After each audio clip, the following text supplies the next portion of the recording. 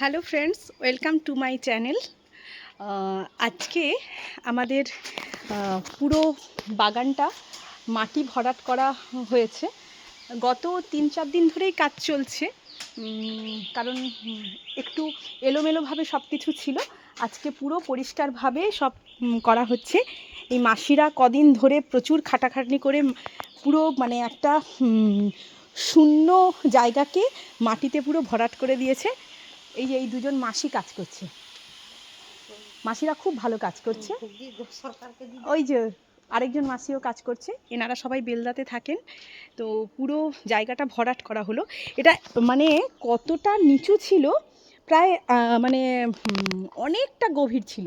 কারণ এই যে কাঁঠাল গাছটা, আগে এই কাঁঠালগুলো একটু এই অবধি, আমার এই অবধি হাইটে নিতে হতো। এখন কতটা মাটি ভরাট করে পুরো কাঁঠাল গাছটা যেন হচ্ছে বসে বসে কাঁঠাল পাড়তে পারবো। কতগুলো কাঁঠাল হয়ে গেছে।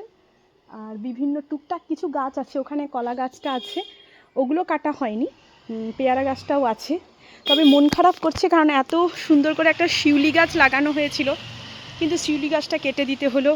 তারপর আমার মানে প্রিয় ধুতরা ফুলের অনেকগুলো গাছ লাগিয়েছিলাম, সব থোকা পঞ্চমুখী ধুতরা, সেটাও কেটে দিতে হলো।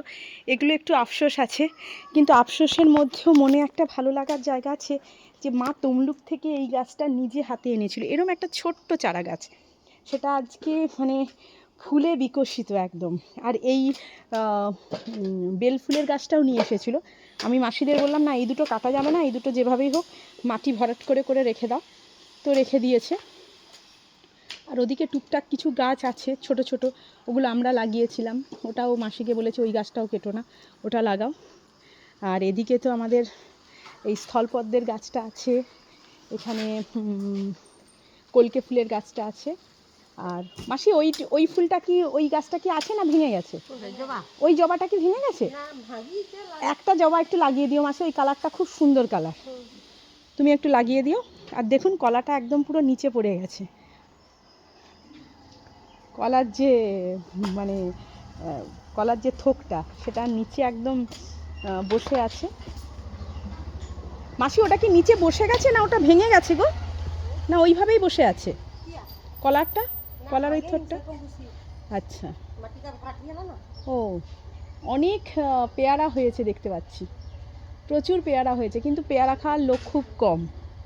এটা অবশ্যই পাশের বাড়িতে ওনাদের দাদাদের পেয়ারা গাছে পেয়ারাগুলো পড়ে পড়ে পড়ে পড়ে আমাদের এখানেও পেয়ারা গাছটা হয়ে গেছে। বেশ ভালোই সব কিছু।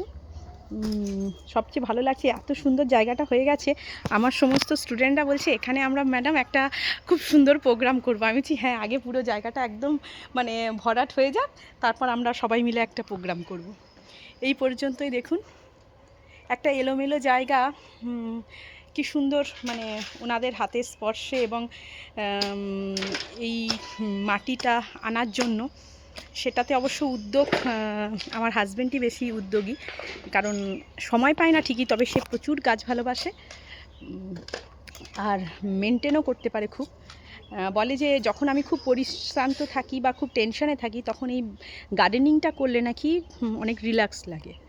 তো এটা ভালো করেও, তাই এটা তারই ইচ্ছে, আমারও ভালো লাগা, কিন্তু আমি অতটা সময় পাই না।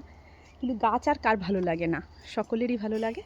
দেখা যাক, এখন তো আপনাদের খালি মাঠটা দেখালাম, এরপর যখন বিভিন্নভাবে গাছগুলো লাগানো হবে তখন আরেকবার আপনাদের দেখাবো। এখন এই পর্যন্তই, টাটা।